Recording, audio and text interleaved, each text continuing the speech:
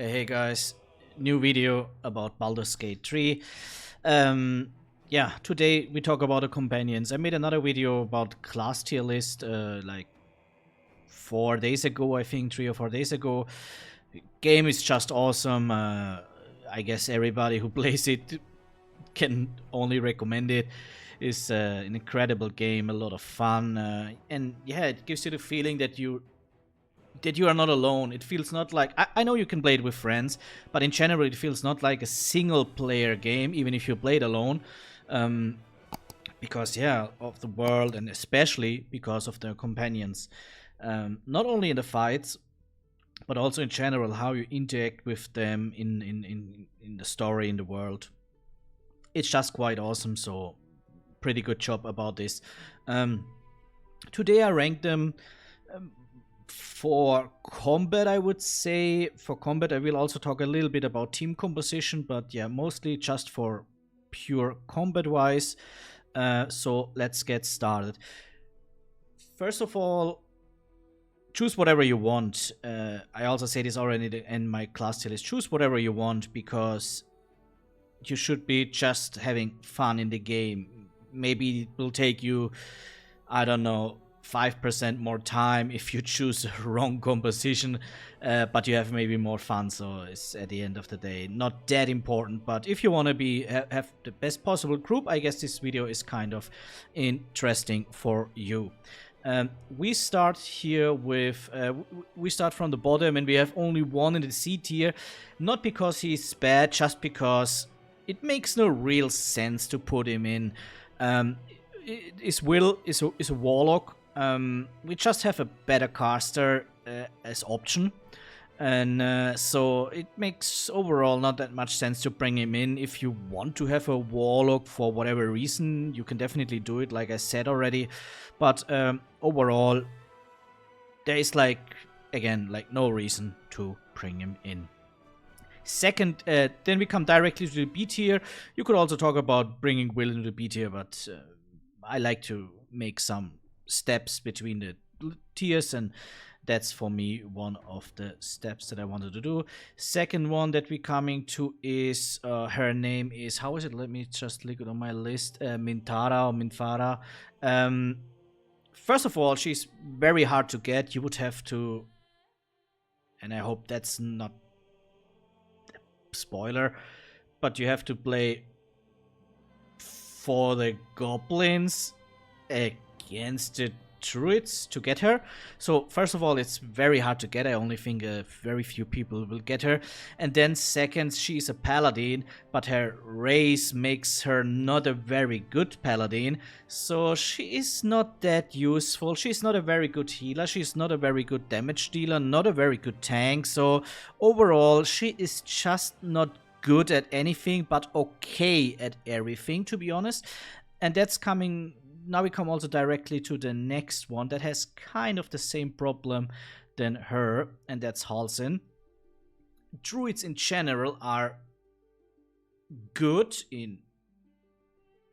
good or okay in everything, but not very good or awesome in something, and that makes them a little bit, to make them not a specialist. So why would you have them in group? I mean, it definitely can fill a spot, because like I said, it can do kind of everything, but nothing so good. So I would say that usually when you play maybe a paladin or a bard, then you definitely don't need a druid. For what you would need a druid is a little bit, yeah, like I said, I don't see a real spot. I don't have it in my group, but again, if you are like, if you love this nature thing, if you want to have a natural team, a nature's power team, then why not going for the druid? I think the druid are definitely an interesting race, interesting people in Baldur's Gate. So we come to the A tier. A tier is now pretty packed, I would say. We have a lot of A tiers at the end of the day. First, I want to bring in LaSalle or LaSalle. I don't know exactly how she's pronounced, sorry, because I don't have her in my team, but she's already a pretty good character. She's a fighter, decent damage, decent frontline, not a real tank, but for sure she can tank much more than all the casters or rogues or whatever. So it is a pretty good idea if you're lacking of this, bringing her in. So overall, a strong character, especially if you want to have a fighter, a frontline, a good damage carry in your team. Second one here is Carla. I think I prefer her a little bit over Asylum because she's a barbarian. She has a little bit more she can a little bit better tank than LaSalle, so I think that would be a good option to bring her in. But to be honest, they are quite similar. I like her race, if it's okay to say it like that way, a little bit better than from LaSalle, but overall both are pretty similar. I would prefer Carla over LaSalle, but this is really a pretty slight choice.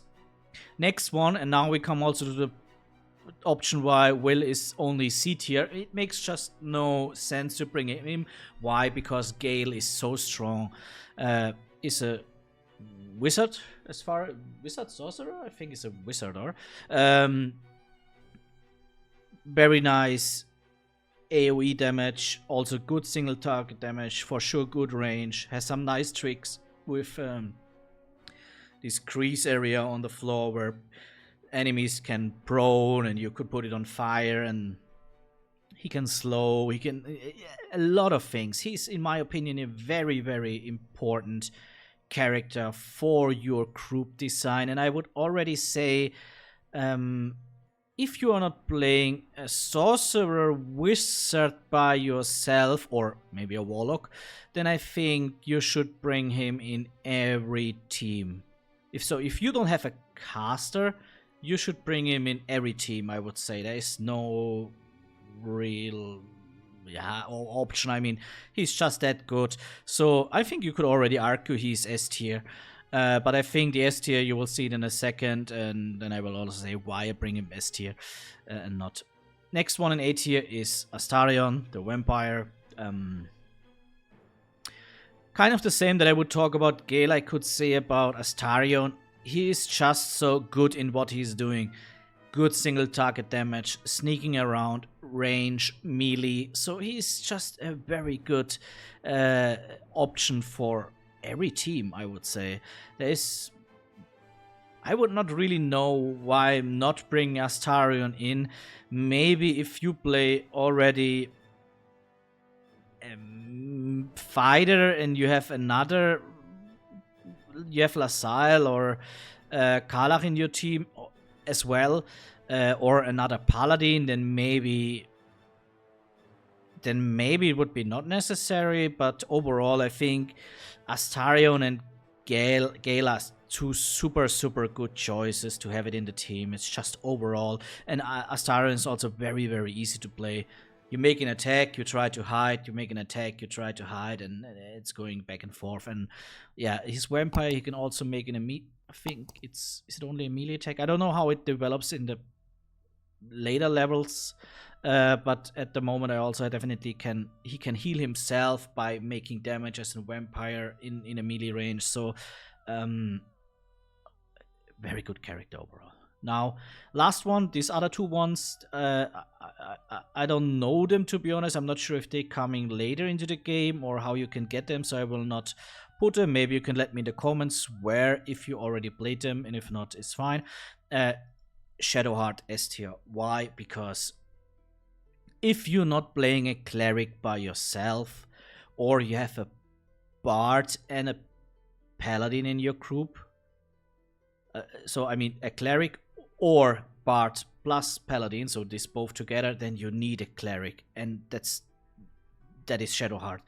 And she's just so good in what he's doing, his healing, healing, a little bit supporting with mimics, so mirror images, giving a shield there, stuff like this. So she's just so good in what she's doing, that I think there is no doubt that she is the strongest companion at the moment. And again, the only, I mean, even with a bard and a paladin, if you played a paladin like hard-hitting melee, then you could still have a cleric in your team, which would be then Shadowheart. But apart from this, if you are not, if you are not playing a cleric by yourself, I think the word need is wrong, because it's not like you need her, but I would definitely recommend to have her in every team. She is too strong for not using her. That's how good she is. Pretty easy. That's why I put her S tier. You could also put these ones into the S tier because they are already very strong, and put her into S+. So it's always depending, and I also want to make clear that Will is in the C tier, not because he is bad. You could put him here, you can let him there. It just makes, in my opinion, no sense to bring him in. Why? Because you maybe play a caster by yourself, and if you're not playing a caster by yourself, you should choose Gale. That's why I play him in the C tier. It just makes no sense to bring him in.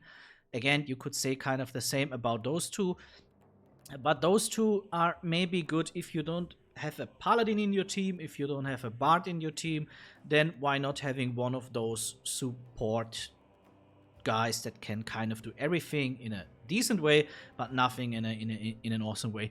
So that's my tier list for companions. I also gave a little bit of explanation why. Let me know in the comments what you think about it. Maybe let me know your team comp. My team comp, I can say it pretty easy. I play a paladin by myself. I have Shadowheart, Astorion, and Gale as my companions, and it works at the moment like a breeze. That's it for this video, guys. See you. Bye bye.